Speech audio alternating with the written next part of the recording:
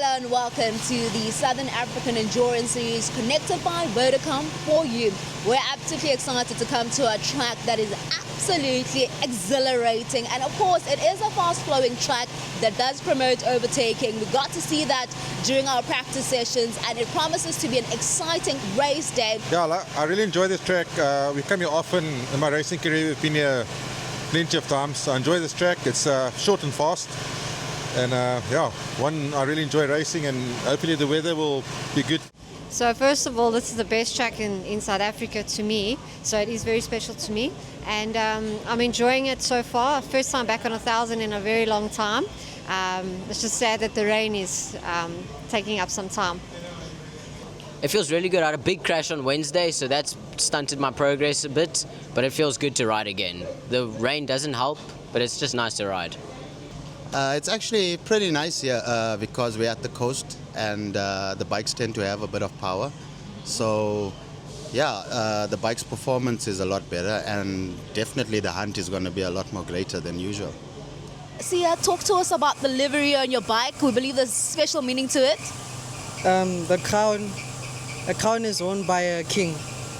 So the crown means that I'm the king, and then the arrows are for direction. And then the circle is the small circle that I keep around me. And then the heart is for the love around the circle. I used to come here on a 300, but now this year is my first time on a modified 1,000. So I'm looking forward to see what kind of pace I can produce, and then I'm just praying that the weather behaves. Lastly, for the young kids looking up to you, what's your quick message to them? Never stop believing in your dreams. And yeah, if you do something, just go all out. So here we go, round two. It's the last race for these senior superbikes this weekend. Lights on, lights on, lights on, lights off, and away they go. Dino really getting an early jump on the throttle. Alex Adolf trying to make his way through as riders. Oh, we got a stall out, unfortunately. Now just able to get going, but not quite how you want to start the race. Yeah, Boshoff seemed to get away with the better start, but Dino seemed to come back quite quickly as they got up to full speed.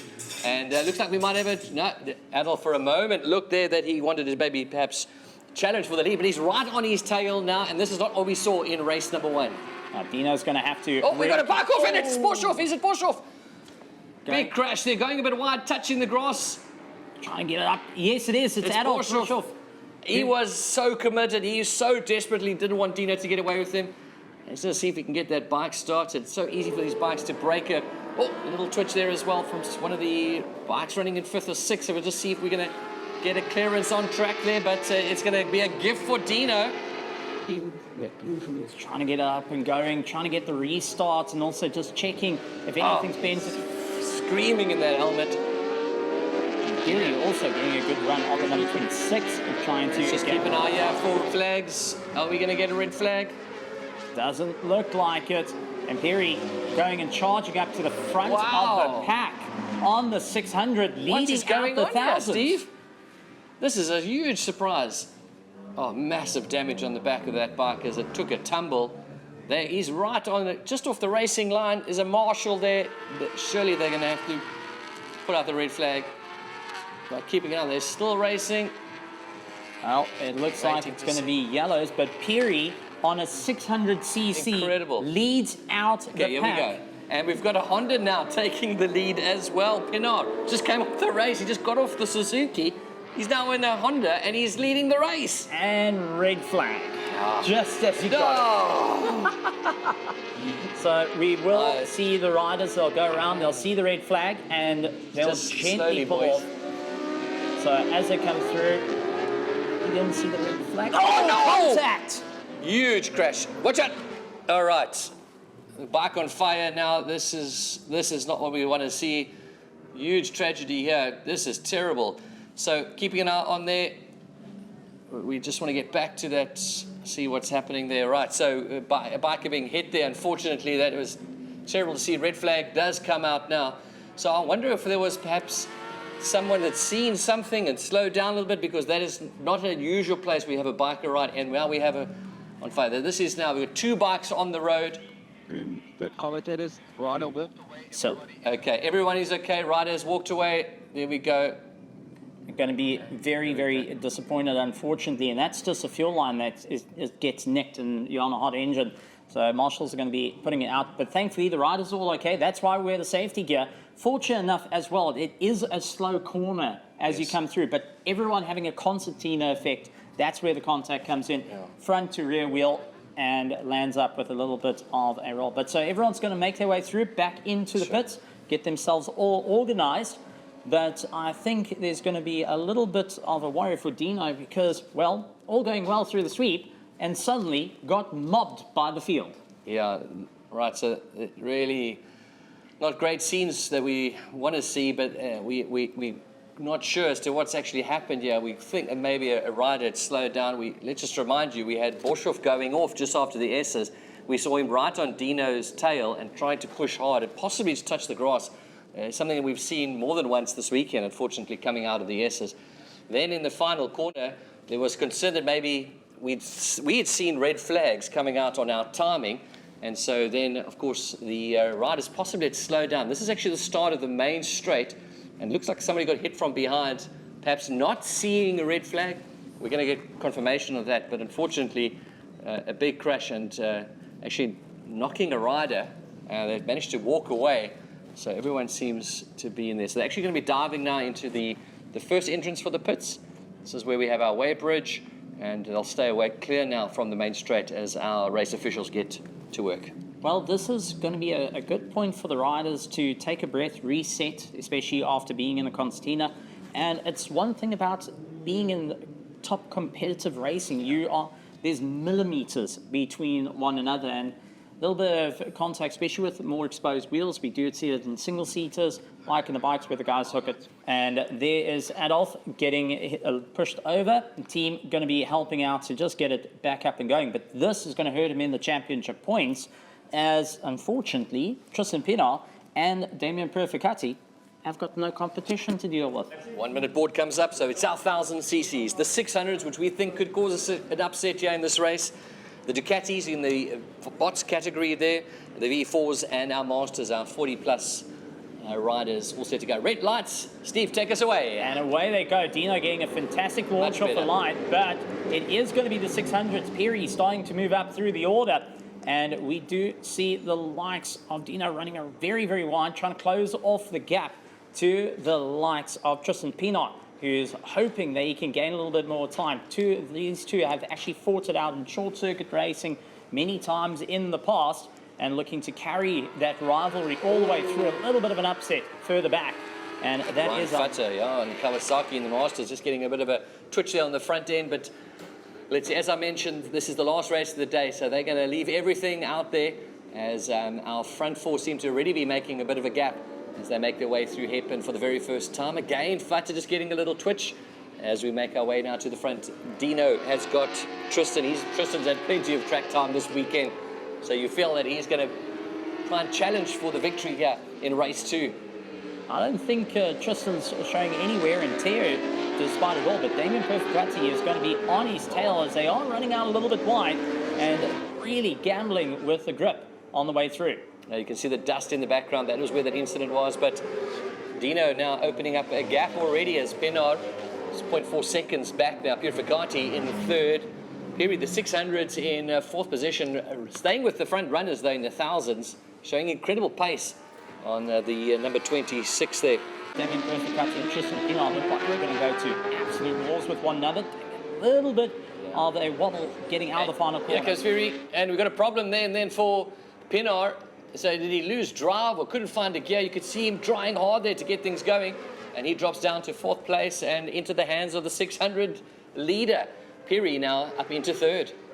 Keep an eye on the 600s. Second and third of our 600s coming into turn one. And you can see Tonking doing everything he can to hold a good line into turn one, but it is Van Rensburg. Tay Jans Van Rensburg not holding anything back, and he did fall off the bike a little bit earlier this week and had the entire cluster replaced. Wow. And now he's going and fighting up, and Rensburg really needs to hang on at the moment. Yeah, and if you track side, you'll hear that R1 coming with its very distinct sound, and a beautiful sight to see that Yamaha YZF R1 out on track here at Scribante. Something that we're familiar with as local motorsport fans over the years. We're used to seeing Yamahas doing well here. And there we go, checkered flag. So, of course, we're under a bit of a time pressure here today with lots of races. So, there we go. Dino picking up the race win. Getting ahead, and a big upset. I talked about it because it's Orapiri that gets third place. And take a look at Van Rensburg and Tonking fights each other down to the wire. Some great racing nonetheless, but let's quickly take a look at by class who finished where. So Dino picking up the race victory, Purificati in second, and it was Pienaar in third, who seemed to have a bit of a problem coming out of the final corner with some drive. Piri then picking up the race win in the 600s ahead of Van Rensburg and Tonkin. They were second, third, had a bit of a battle. The Ducatis, the V4 bots, it was Horn coming through ahead of Hulscher and Landy. I think similar story to earlier on today. And Close winning the Masters ahead of Ferreira and Jacobs.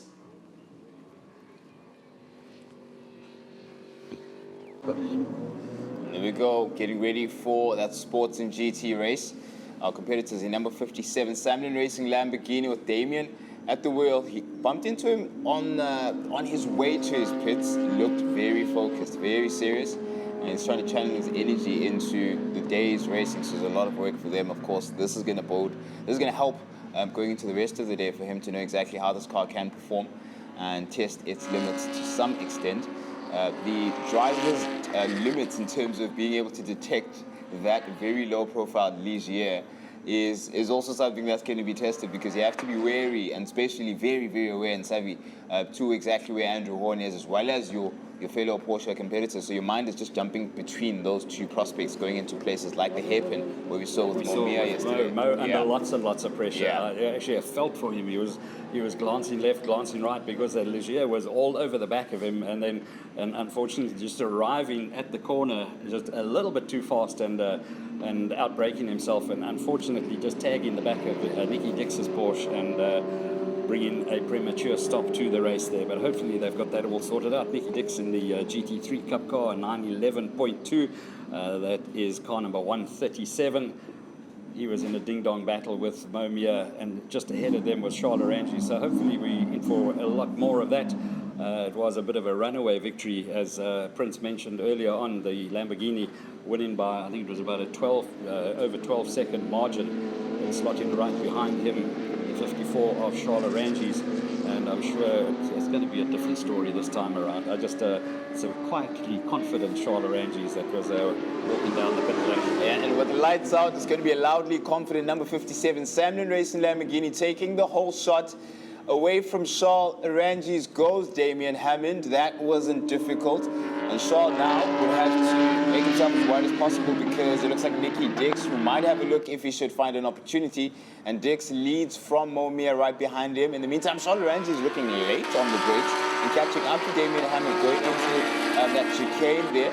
And now we've got that dip right there. It makes such a huge difference. You can see the cars just tucking under and sort of putting so much pressure and compressing onto their suspension. And Charles Orangi is still trying to chase down Hammond, but of course that's a fight that is quickly getting unwinded. That concertina effect is immediately gone, and Charles Orangi is now probably be focusing on the Porsches behind him. The first of which belongs to Nicky Dix, who is making some room between himself and Momia. So it's Charles Orangi in the number 54 Porsche that slots into second place, chasing down the Lamborghini that leads out front. Missing in action in this race, we saw race number one, the Ford Mustang that jumped in there. Yes. I think that was more just a test session for those guys, and then they withdrew before the end of the race. But that's an exciting car to watch, and I look forward to following the progress of the Ford Mustang for the rest of the afternoon when we get to the South African Endurance Series round number 2. Still Roy Obery with the advantage over Andrew Horn in the Ligier. That very low Ligier car number 313, beautifully turned out car, putting lots and lots of pressure on the back of the Porsche of Roy Obery at the moment. The lead that we have. As we look at Andrew Horn kicking up some dust at the final corner, running wide there. What is going on? Over the curbs, yeah, they're certainly having a go at him. I believe we've got onboard cameras in all of the cars for tonight's action for for 45 hours in Moses. Oh, spinner. Mo unfortunately loses it. getting it wrong. Exiting turn 7 onto the main straight, gets it all wrong, and Roy Overy and Andrew Horn brilliantly somehow managed to miss him. But in the meantime, it is the number 57 Lamborghini of Damien Hammond, which is out of frame, out of sight, out of mind, with 1 minute. 1 minute point 8 is the best time set by that Lamborghini. And in second place is Oranges. There's a Lamborghini, that beautiful Nikomali, number 57 there. It's under braking now, going out into 7. Look at that! Oh, look at that! 16-second lead that he has opened up over the rest of the field. Yeah, Moodley versus Daisel there. Oh, he gets overtaken. Change of position there. JJ Daisel moving ahead of Sun Moodley. Yeah, late braking there. Fair from Mo. Of course, they don't want to compress the corner too much. They steer clear of the curb at the sweep and not too wide going down into turn 7 now. The variety of just how late these racing drivers go, that's rather wide as compared to some of the lines I've seen. Oh, let's go on board with Mo. And as I mentioned, a recovery drive from him down in 6th place at the moment. But his onboard footage just adds such a beautiful extra dimension to the race. I can see exactly what's happening inside the vehicle. I suppose making mental notes. What can this car do? What can't it do? And learning more and adding more layers to the learning. Oh, he kicks up dust. Does Roy Overy at the exit of the sweep, but still keeps a position ahead of his good mate Andrew Horn, and it's still the same really. And make it suddenly slightly wider as well. Exactly. So protecting, great defensive driving there, protecting that race line. As the checkered flag comes out, race win going to Damien Hammond in the Lamborghini Hurricane. Yep. Masterful for Hammond, and it's exactly what he's expected. Probably has a benchmark set for him from yesterday's race, and he does exactly the same now. As Roy Overy goes slightly wide with the prospect of the back marker Van Vuuren behind him, but Nicky Dix has done well to steer clear of that battle. Oh, now Andrew Horn has Van Vuuren in front of him, so he couldn't for one more time be the thorn in Roy Overy's side going into the battle that's been going on all race long, really. But yeah, it is Hammond in first place, Rangi's in second. Nicky Dix takes third place, the final podium position, and Roy Overy secures that fourth, having fought off his good mate Andrew Horn in 5th place. Our 6th place finisher will be Mo Meer. He's going to cross the line just ahead of JJ Daisel, and Sun Moodley suddenly he seemed to drop off the pace a little bit. And then great to have Andrew Van Vuuren had got back out, Andre Van Vuuren got back out onto the circuit and will be classified as a finisher, and we'll obviously see him a little later in race number 3. Yeah, race number 3 in the sports and GT class. Races 1 and 2 being dominated by the Lamborghini out front. Damien Hammond, I think the race 1, he won it by 12.6 seconds. Race 2, a massive 28 seconds. So I just wonder if they'll have just dialed that car back a little bit. He's had a great day, and just maybe just go out and have some fun with the rest of the guys. Charles Orangi's very close to him there, just on the front row of the grid, on the outside of the Lamborghini Hurricane. Charles in that very, very impressive 997 Gen 2 Porsche Cup, and away we go. Yeah, there we go. As expected, Damien Hammond takes the whole shot. Impressive how Roy Overy seems to have found.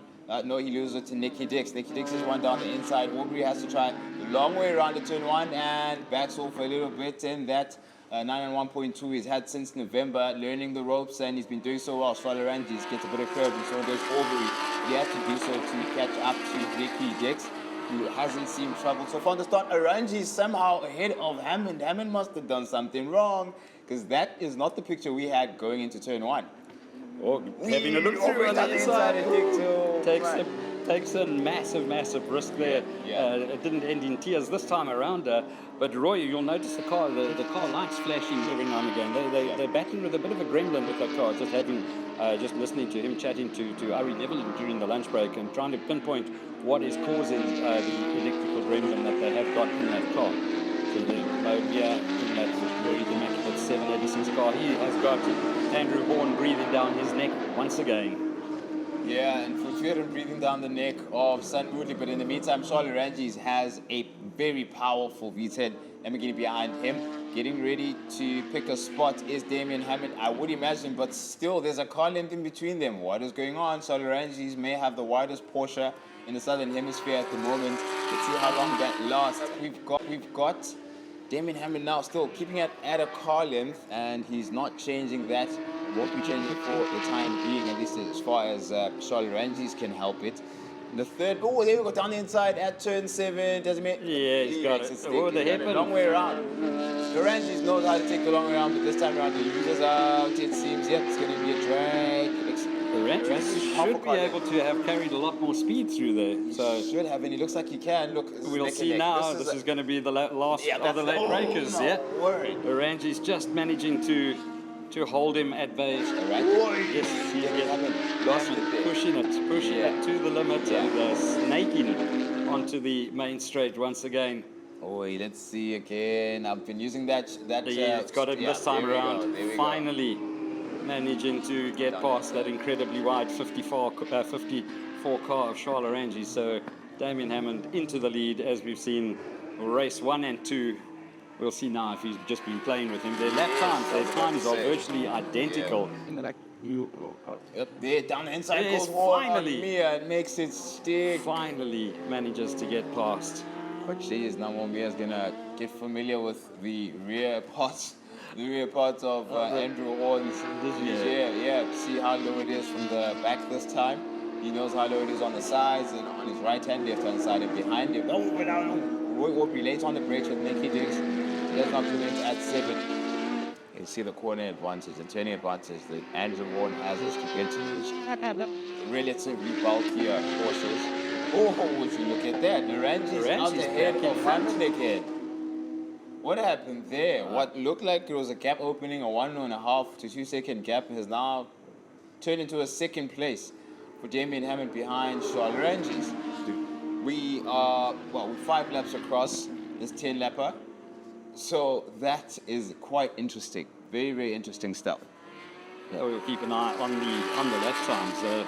Back to Loranges and Hammond, back to virtually identical once again. So it'll be interesting to see where that overtake move came. Nicky Diggs lost it. That looks like that's not 7, that is 5. That is turn 5. It looks like he's outbraked himself at the hairpin. Yeah.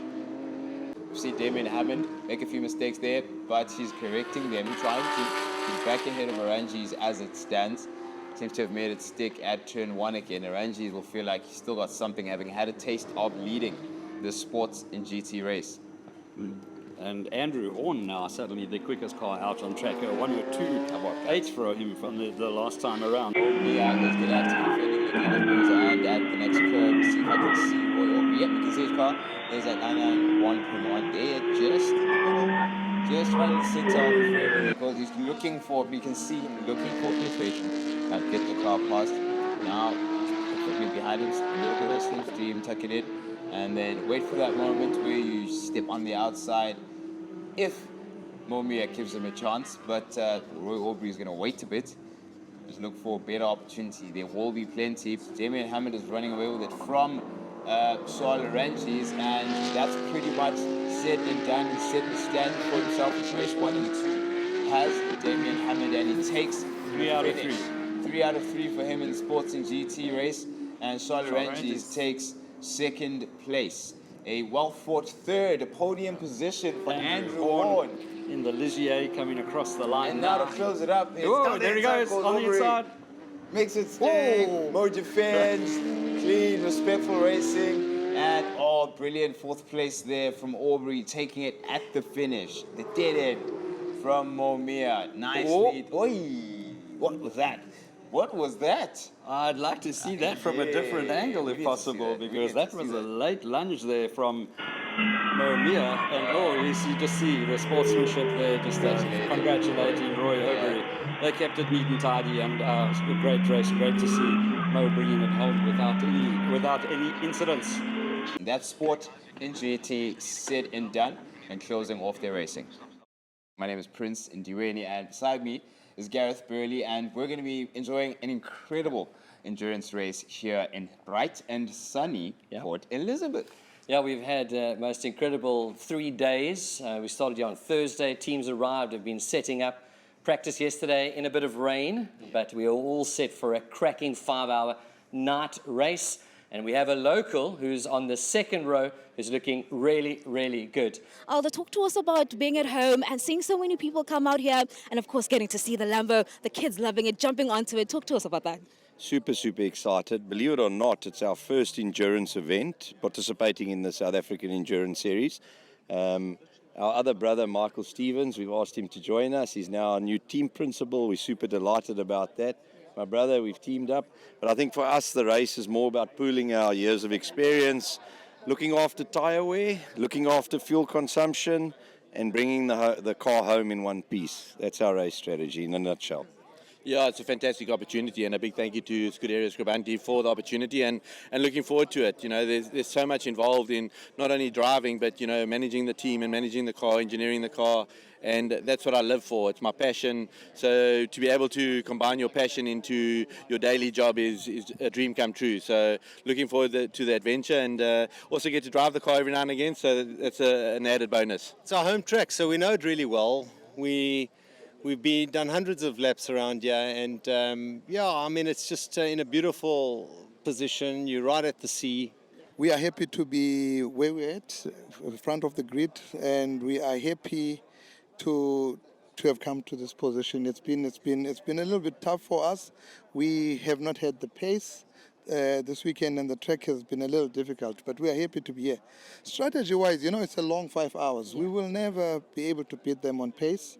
I mean, it's a for sure thing, but we will surely try and really soup up our strategy for this weekend. We kind of just randomized the start, who's going to start, almost like pulling in, your name out of a hat. So it was me to start this time. It's going to be interesting. Obviously the Lambo has the horsepower for the straights, so that'll be a bit tricky to stay in front at the start.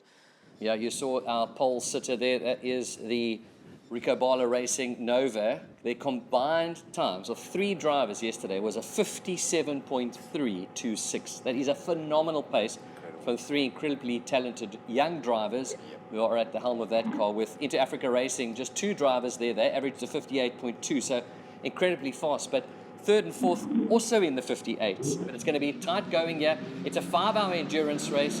Prince, we've been working hard over the last few weeks here at the track over the last 48 hours. It all comes down to this. Red lights, take us away. Here it is. It's lights on for 5 hours. Aldo Scribante in it's lights off and away. We're racing. It is down.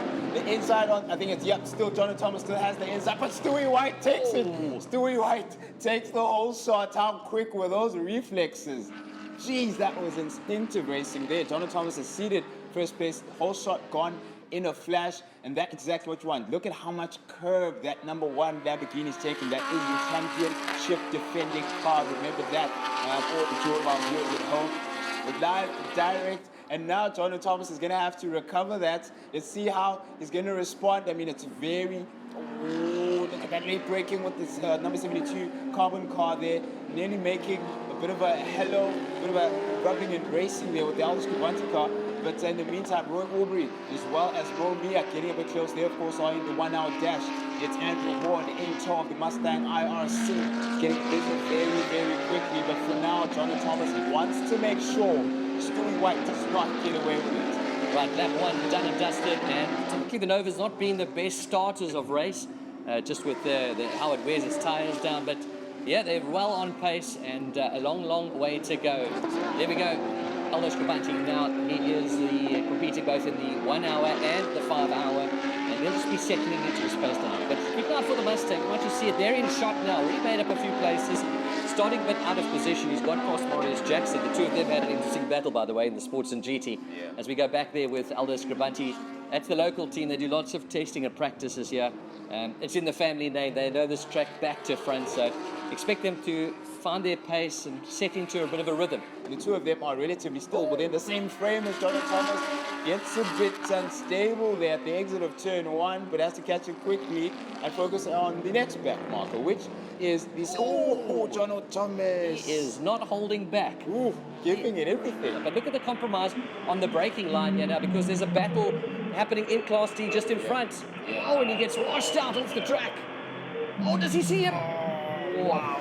Brilliant racing. So respectful of one another. Oh, okay. That's the number 11 Kubani car. And this is a very strange place. This is actually coming out of the hangar. Yeah. And he's lost and spun into the infield of the track.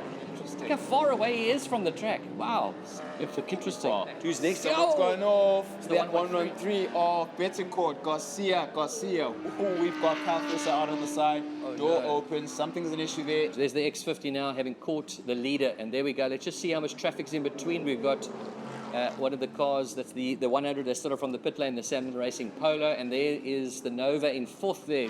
Back into racing pace. How is Stu White doing? Left it really late. Left it late there for the safety car. Super late. We're back. We're racing again. We've got Greens and a Stewie away. And John O'Thomas immediately trying to clear the traffic that he had before him. The safety car has been a bit of a favor now because there's only one car in between him and leader of the race. We have got track battle. This is on-track battle. This is for the battle for the 1 hour dash. Yeah, and Damien Hammond, I don't know where he found the space. He passed Aldo Scribante because he was in the lead about a lap ago while they're diving through all of these back markers. And Stuart White really into the pits as well as the Nova. Ricky Barlow car into the pits as well. So strategic move now. The splash and dash with these guys. Yeah, it's obviously a difficult race. 5 hours is a very odd number for endurance race. So you have to take the knock somewhere and do a shorter stint. So with so many safety cars in the first hour, decided, okay, let's get Kulila in before obviously before it gets dark, and obviously gets a lot more tricky in about 2 hours. So put him in now. The car seems very good in the high temps, so we'll give him a lot of confidence. And also, I think we're looking quite good at the moment. Obviously, it's going to come down to strategy game today. Oh, problems. Charlotte Ranges. What is going on? Oh no. Well, the strategy is a 5 hour is not a common race. So you got to have a small in between. You got to cut it short somewhere along the line. So we've decided to come in and give him a little bit longer laps. So we fold him up again. So we'll keep him out there so that his pace is very good. So he can. We were lane fifth when he came in for the pit stop. So. The strategy is to keep him out there as long as possible. And yet another spinner. The 23 spinning this time. That's the car shared by Philip Mayer, Mark Harvey, and Dean Wilson. Oh, there we go. We're back into safety car condition. What has been going on over the past few minutes? So someone else must have gone off, and we're trying to clear the circuit and get it safe again. Safety car lights are still on. There's the MSA flag as well, signaling the end of the 1 hour dash. So it's Nathan Hammond that takes the win in the 1 hour dash. Right behind him, Marius Jackson in the Audi R8. And then it's Aldo Scribante that comes home in third. Andrew Horn is in fourth place in the 1 hour dash. Here's your 1 hour dash. For our 1 hour dash winner. Damien Hammond. A lot of work has gone into getting to this car running smoothly. You can see just how much. Gareth Burley with him straight away. Yeah. Well done, Damien. A lot of work has gone into that. There is your second place. Marius Jackson. He found his way to the podium for the 1 hour dash. But in the meantime, we're going to see the rest of the competitors of the 1 hour dash race getting into the place. That's right, everybody. See to the right of your screen, apart from the backdrop, the brown deck backdrop, the speed of the circuit. Mia, just his drama-filled weekend continues, and he's like, hey, yeah, I'm out of here, I'm finished. Oh, it feels amazing. Car couldn't step a foot wrong. I mean, yes, lap after lap, it just went better and better and better. Started in sixth, started hunting them down, and I couldn't ask for a better result. It was a great end to a great 1 hour. It's hot. It was a lot of effort to be here today, but I've made it. Unfortunately, I ran out of fuel on the last lap. So, but I'm still on the podium, and I'm happy for my team, and thank you for everybody that made it possible to be here today. This is Gavin Rook. Gavin Rook involved in a ding-dong here. That is Pesci Racing Team fighting out Bonner Pretorius. And this is actually for first in class. So Gavin Rook not making it easy. We can also see very defensive lines, middle of the circuit, forcing Pretorius to look left, look right, going and moving around. And that's taking just a little bit of pace out of it. It was like easy running on the way through. And a quick flasher light saying, listen, I'm going to come by. Dives up on the inside, door to door, and back onto the hammer. Aldo Scribante, who finished second place. Talk to us firstly about why you pitted, because that's the big question as to why you came into pit lane as you were leading at some point. Yeah, it was a bit unfortunate midway through my stint. I took an inside line on one of the Super Cups and we came together. My right rear took a bad knock. So yeah, I think there was a slow puncture and the rim buckled. There was a vibration coming through the car. It was affecting the handling very badly on the understeer. So yeah, Mike made the decision, pit, changed the tyre, that sorted the problem out. The car stabilised again, it went better. And another one. smoke. Oh, that got the door open as well. So Was there smoke. contact? Possibly, because wonder. that's barreling out. That's almost like bodywork rub. It's rubbing there, the front left. It looks like front left tyre. So there's possibly damage on the 133 car. So this is going to be interesting. Ranji's in third, has done 94 laps, where Inter Africa has done 95. So this can put them back onto the lead, onto the second place lap. But now it's going to be all about Mr. Thlaka to go and give it everything he's got. Stuck on the outside and has a just for sleep. Open the door. Ranji's dives in for the inside. Couldn't quite get the pass done and dusted, but is definitely showing that the Porsche is not as scared of the Raging Bull. Look, it was a tough session. A lot of the guys were quite fast in the beginning. You know, everyone was fighting for positions. So I just tried to keep out of the tussle and keep our nose clean. I didn't want any unneeded damage. So we just kept a good pace. I was trying to do a little bit of fuel saving, look after the tyres. The track surface was quite hot. So it took a lot of nursing and, you know, while trying to keep up the pace. But big thank you to the team. The guys are learning, you know, it's our first event. So, you know, onwards and upwards from here. Well, he's got a bit of damage there on the front of the car, but that's cosmetic. Hopefully they can continue. A lot of drivers have been able to have that, especially if it's been a road car converts into a race car. They still got those components lurking around. And I think he may have just caught it by mistake. But as a driver, you tend to... Oh, forget, that's a Stradale gone off into the final corner and saves it from the wall.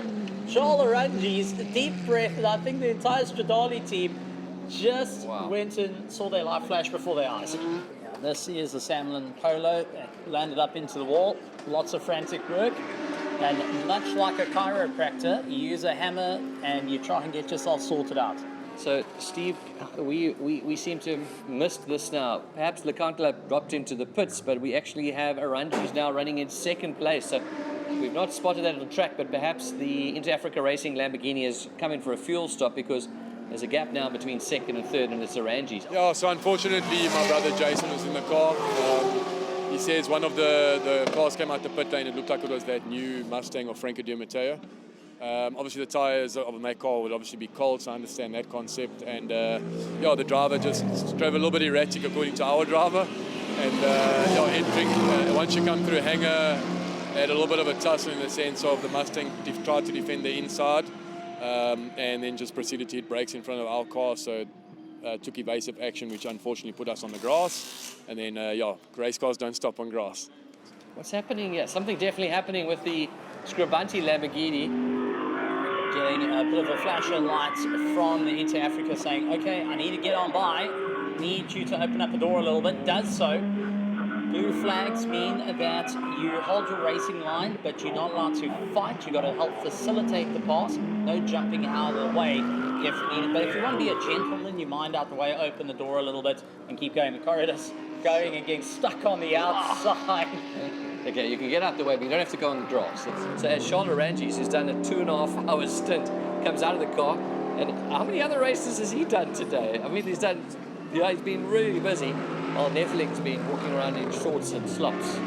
So we have now passed the halfway point here of the 5 hours of Aldo Scribante night race. We're going to go down to the pits as Charles Ranjis, after a long session, is chatting to Chloe. Yeah, look, I mean, I must say, the team just kind of dropped it on me. By the way, you're staying in the car now. So, but luckily it's a lovely car. It's a comfortable car. It has the aircon on, you know. Actually, I had to put it off here and there. So no, it's a good car for this. It's just the track is dirty. There's a lot of oil. I had a lot of offs, and we had a bit of a problem with the fuel pumps. Looks like one of the fuel pumps backed up, so we had a scare there, parked next to the track for a lap or so. But in any case, sorted that out, and yeah, here we go. So yeah, now Ari has to bring it home, and hopefully we can get some result after a bit of a fiasco here and there. This is now back into the pits. This is the Corridas. This is the car that's had the engine change. And they've got it from the pit lane, the 111. Into the pits for Bolile Leclerc, driver change. Right, we are now getting to the real interesting part of the race. And here he gets start procedures underway. Nice. Quick pit stop. That was fuel. Was it tires and driver? And driver, correct. Just last tightening the belts now. Because they're going to keep track position as well. They're going to go super fast. He's still busy, just tightening a little bit more. He's settling himself in for a long stint here. 2 hours, 11 minutes to go here at the 5 hours of Aldo's Scribante night race. And yeah, it is the man with, you see FS on his helmet there, Formula Stewart, they call him. And he is now settling in for a long. Yeah, he's busy checking the mirror, maybe checking his eyes, his makeup, just to see everything. He's just fiddling around there while he's busy hauling around the track. Just as he settles into the seat as well, he just keeps adjusting those belts, making them tighter and tighter. And just you want to feel as one with the car, get those belts as tight as possible. And just another adjustment of the belts. And then, my radio's not plugged in, no wonder. So, anything else? Oh no, I'm tuned into Algo FM. And my shoelace. My shoelace. Yeah. It seems a ritual. There he goes. He carries on. And we've seen similar things from while I'm playing with my belts. Through the S's. Just keeping on the timing. We're having to take evasive action. There's a big one. Steve Clark. And that's going to be a big. Now this is coming out of the sweep, and he's actually swung and hit the narrow part of the track. Oh, and the car's it's not light now. And we need the marshals out there quickly. Now this is where the track actually narrows because and he's now braking. We need marshals to quickly get those flags out, and this is going to have to be red flagged. Yeah, we've got a car on fire and another car. You can see the track closing up. Okay, confirmation driver is safe, so that's good news. Steve Clark safely out the car. Right, this is the leader. It looks like we've possibly... there's no driver in the car at the moment. They involved. That's when we weren't sure which of the V8 roads. One of them was hit from behind. Let's see now, they could easily try and get the car going. No, they looks like they're getting going, yeah. I didn't see let's see a driver in the car so get started. So I wonder if they've had a driver change here as well. Because, possibly. Olele Jumbo would be the next driver to jump into the number 11 car. They've got the Steve Clark car across the track now. It looks like it is under tow, and they are able to tow it. Is the driver still in the car? It looks like Steve is still sitting in the car. There's the back of the damaged Cobra that we can see there. Just look at the back of it. We had a beautiful stint. I enjoyed that. Yeah. Made a little mistake. We had a radio issue and miscommunication. Thought they said I must box. They were saying I mustn't box. But anyway, these things happen in racing. We were 1 lap behind. I was 2 hours, 18 minutes in the car. It is the longest stint I've done in an endurance race, and we had pace. We were even at some point a second quicker than the Nova in my stint. I'm super proud of that stint. I mean, I enjoyed the car. It's amazing. Yesterday I said I have a good feeling about today. I think we have a chance of bringing this race home. I'm sure Stu is in the car now. Yeah, this is unusual. Why would they be doing this? Because possibly race is going to be paused. The race is going to be paused. We were briefed beforehand. They said they're not going to go under safety car conditions. The cars will be stopped on the grid, and the team's not allowed to touch them. So you will get stopped outside your pit box, switch the car off, and you're not allowed to do any work on the car. Well, I think this new rule is excellent. Where the cars park here in the pits, you may not touch it, you may not work on it, and actually, a safety point of view, I think it's better. Because now they can clean the track, they can work on the problem, they can fix it for us, and we can get out on the track faster and go back on racing. Yeah, it was a good day so far. Exo was in the car for more than 2 hours, 2 hours and 15. He had a super stint. We're super stoked with that. We had an issue with the radio earlier on, but we were able to fix that at least. And now it's a sprint race to the end. We'll see what happens now. Let's take a look at our running order. I'm going to start off with Class A because that's where a lot of the fans are looking towards. Yeah. It's all our big bangers. We have got the Just for Sleep Normanova leading out the pack, the Stradali out in second place. Third place is Into Africa, along with the Scribante team running in fourth, the Blue Sands team running in fifth, and unfortunately retirement for the backdraft carbon car, our backdraft monster. We've got one of the backdrafts back in the pits. That's the brown deck backdraft. Into Africa's back into the pit for a splash and dash. So everybody, since we're back in racing conditions officially now you can take pit action or go through your fuel splashes and drive into all of that stuff because you're officially back in green light conditions. So that's why we never saw them anything to their cars during the race pause. We have got the Normanova pulling through the pits. Done with the and pits, yeah. we'll have to wait because pit lane is closed. So they are going to be stationary for a little bit, allow the field to go by, and then rejoin at the back. But it is Corridus leading our Class C. It's combined racing in the Honda Type R in second, and third place is Scuderia Rossi going and fighting it out. That is absolutely fantastic. Some safety car coming in. We're going under green flag conditions. Can't wait to get back into racing action. It is now that 1 hour 20 or so sprint. Safety car goes in, and here we go. 1 hour, 23 minutes remaining of the SAS 5 hours of Aldo Scribante, and we hear the full roar and grunt of racing equipment. There it is. It's Stewie White in the number 1 Inter Africa Lamborghini that we have, but we're on board. We're on board right now at the I beg your pardon, the Rico Barlow Nova Proto 2 at the moment. Under braking, we go into turn 1, a very, very long turn 1. Might I add impact between first and second in the championship. Overall in Class A, it is the Norma Nova Proto 2 into the rear of Stewie White at turn 1. Stewie was taking evasive action with some of the back markers, got the front right quarter of the Norma Nova, wow, my words, the Nova Proto to damage right front. It's Michael Fisser. Michael Fisser's first stint. But no lights on the Just for Sleep Norma Nova, and that is going to be a technical flag coming out for them to repair the car. He's going into the pits, yeah, he's going to get some work done. This is clever. They're only allowed 6 technical to work on the car in pit lane. Yeah. Push it into the pit box. Everybody can access it. That's it. A little bit quicker if they park the car properly. But this is crucial time lost for the Just for Sleep. Quick plug in. Lights now completely turned on and ready to go. There we go. All lights back in action. And we've got a less than a second lead that Nebeling has as it stands ahead of Stewie White. But Into Africa now in the lead with Stradali running in second place in the last hour and a bit. This is going to be a big race for them. Well, yeah, it's unfortunate. We said we were going to have an interview this weekend. This isn't the way I wanted to do it. I was hoping it would be for a podium. But yeah, we had an unfortunate crash during the race.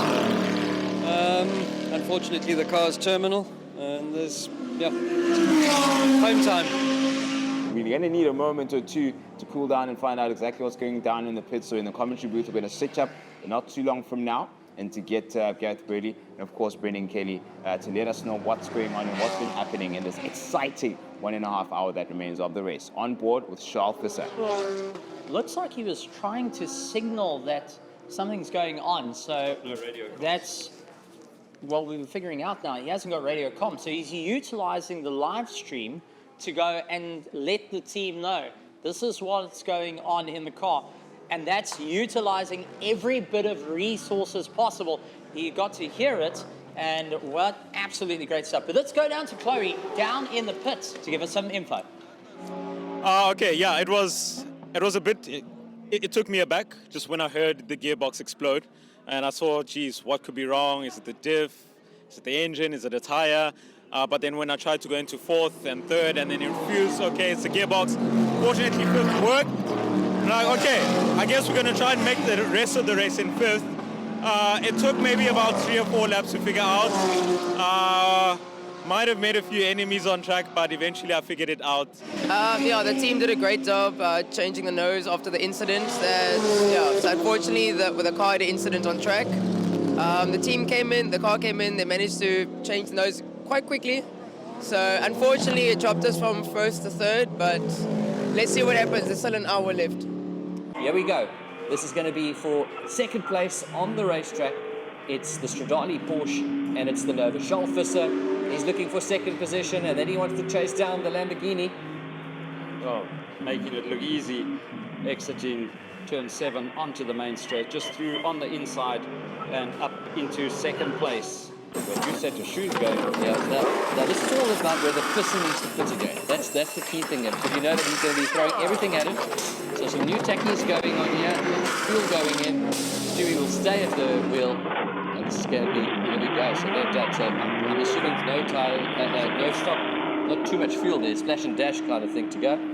Well, I don't know. The problem is that with the noise in the car, you sometimes can't always hear exactly what the guys are telling you. Yeah. So it was a bit of an irritation tonight, but at least they got the message through to me. So I heard them in the end. So at least we got it sorted. We pitted at the right time, so it worked out well. But for Inter Africa, after round 1 of heartache, round 2 is going to be a celebration in the pit, as we have now reached the mark.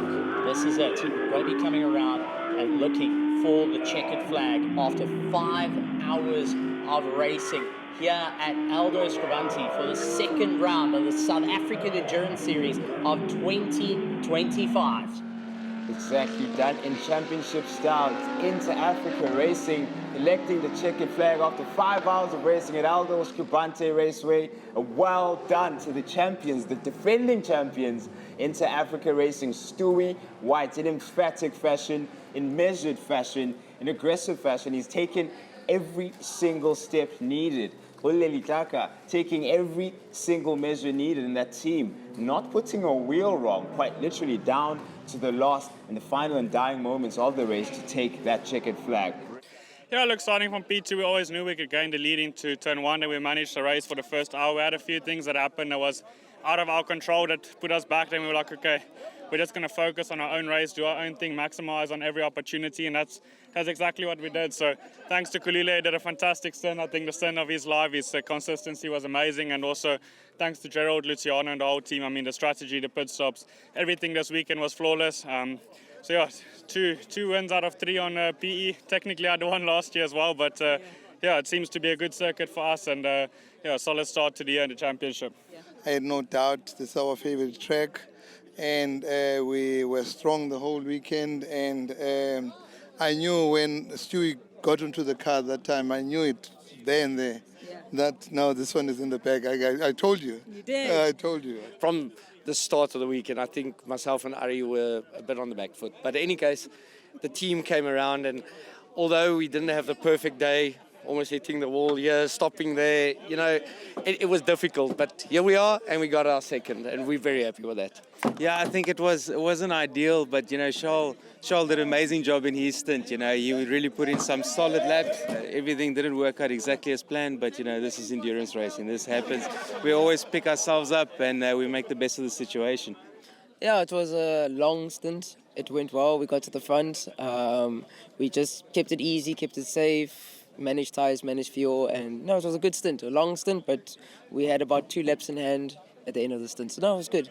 It was really good to have such a strong lineup, and my stint also went well. We were in quite a comfortable position, so we just focused on maintaining the lead, looking after tires, fuel, and having a safe race as well. And then we had that massive incident, and we thought we had caused some damage, but thankfully we hadn't. And then we had the race pause, and then we handed over to Charles, and then yeah.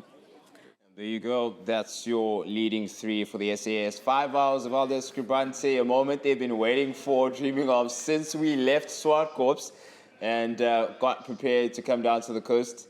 a windy, sunny, humid, an interesting mix and combination of conditions here at Aldo Scribante. But from your side, Steve, what would you say should our fans joining us on the live stream and at home on SuperSport 215 look forward to going into round 3? Well, we've got double points, so if you didn't make any points here or very little, you have an opportunity to go through. So many of the teams are going to be giving it the absolute all. One of 2 races this season that have double points on it. Plus, we've got 6 hours of racing at Killarney, incredibly long straight, which means the most top end these cars are going to ever reach on the calendar. So this is going to be incredible. It's been an absolute pleasure having you here with us at Aldo Scribante Race. Looking forward to seeing you at round 3.